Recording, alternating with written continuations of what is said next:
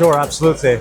Well, I think a general problem that we're seeing is that the opportunities with processing data in the cloud comes with the assumption that the data is available. And Crosser is a local tool that connects to all the shop floor production and industrial data, prepare it, and ship it to Databricks for further analytics and processing.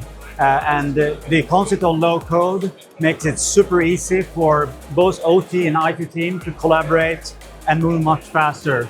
That's kind of in essence what Crosser does. And Pratap, you've been thinking about plant maintenance, you've been thinking about predictive maintenance and things like that. How does Crosser solution fit with the overall architecture? I think that's a great synergy here.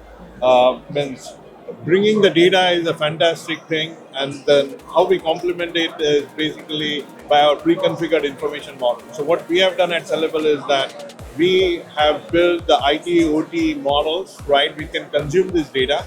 Many a times, bringing the data is the biggest challenge across when we go across, and crossover fits in perfectly, helping us in with our many customers where they kind of solve the problem, the hard ones, where getting the data from multiple formats into a platform that I can easily consume into Databricks, into my pre-configured models, making the analytics and the agentic AI framework a little bit much easier than what we would do without a crossover platform.